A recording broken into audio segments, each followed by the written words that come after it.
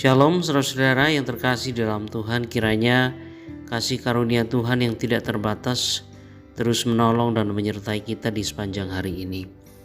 Bapak Ibu dan saudara-saudara yang terkasih, di dalam beberapa budaya atau dalam beberapa kelompok masyarakat, ketakutan dilihat sebagai sebuah kelemahan.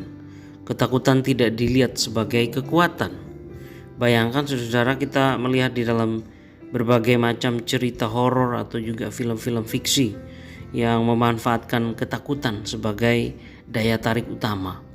Mereka menggunakan ketakutan sebagai daya tarik untuk membuat penonton terus menonton ataupun membaca cerita-cerita yang ada.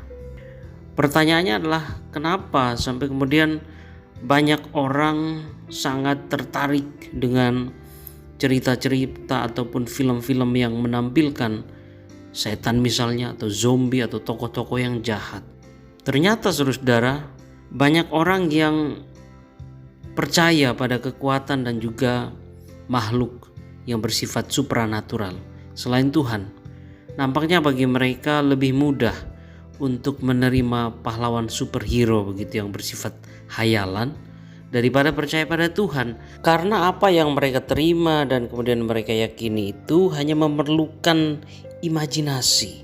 Sedangkan kepercayaan pada Tuhan itu mengandung rasa tanggung jawab, karena Tuhan bersifat supranatural, melampaui batas dan berdaulat atas apa yang kita alami, maka kita juga harus menghormatinya.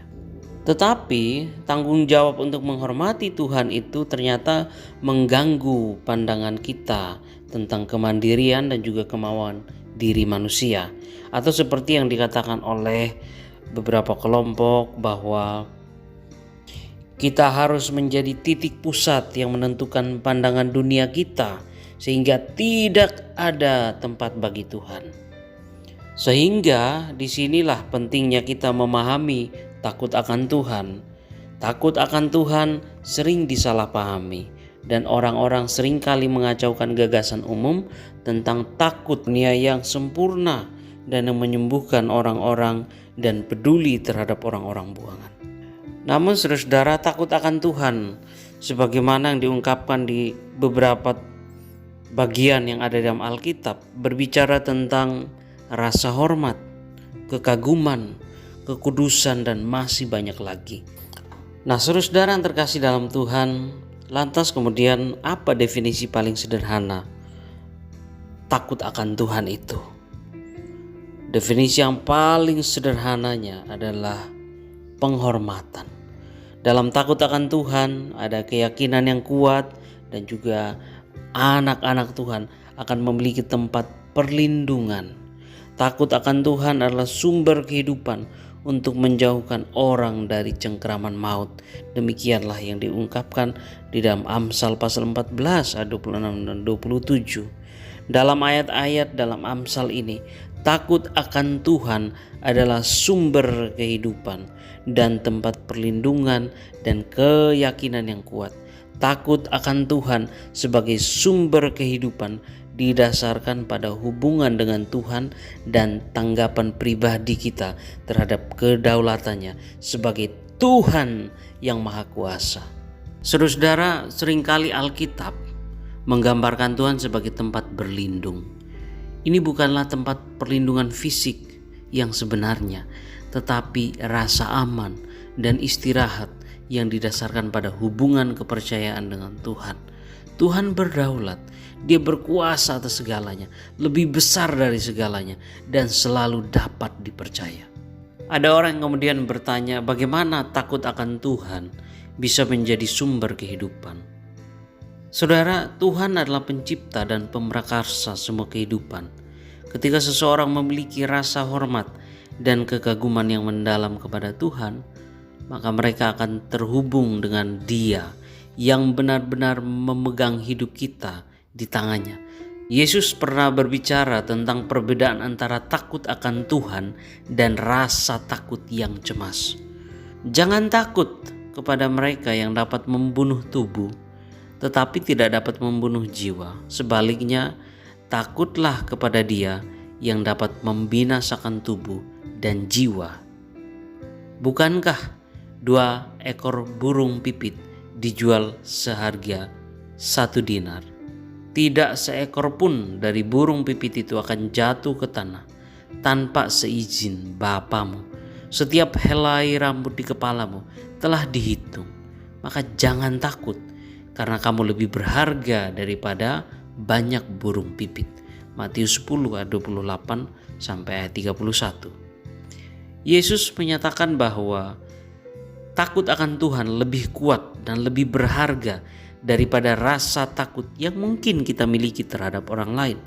Jadi takut akan Tuhan atau rasa hormat kita kepada Tuhan merupakan penangkal rasa takut yang bersifat kecemasan. Inilah yang dimaksudkan juga oleh Rasul Yohanes ketika ia berkata, "Di dalam kasih tidak ada rasa takut. Kasih yang sempurna melenyapkan rasa takut, sebab rasa takut mengandung hukuman, dan barang siapa takut, ia belum sempurna di dalam kasih." Selanjutnya saudara, satu pemikiran terakhir tentang takut akan Tuhan sebagai sumber kehidupan. Di awal kitab Amsal, yaitu dalam Amsal pasal 1 ayat 7, kita membaca ini bahwa takut akan Tuhan adalah permulaan pengetahuan. Takut akan Tuhan adalah kasih dengan rasa hormat dan kekaguman kepada Tuhan. Kasih yang sempurna yang mengusir rasa takut yang mencemaskan ketika kita memilih untuk percaya kepada Tuhan. Maka pertanyaannya adalah, mana yang akan kita pilih? Rasa takut yang mencemaskan atau takut akan Tuhan? Yesus telah menyatakan bahwa takut akan Tuhan lebih kuat dan lebih berharga daripada rasa takut yang mencemaskan yang mungkin kita miliki terhadap orang lain. Maka jika rasa takut yang mencemaskan itu pada saat ini sedang mencengkeram kita dengan kuat, maka kita perlu untuk sadar dan berdoa kepada Tuhan sambil mengingat akan kebesaran Tuhan, juga kedaulatannya atas kehidupan kita, dan juga kasih-Nya yang sempurna. Dan marilah kita terus mempercayakan hidup kita ini kepada Tuhan setiap hari, setiap waktu.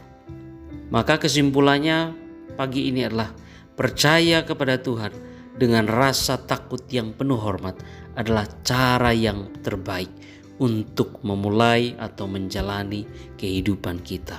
Mari kita berdoa.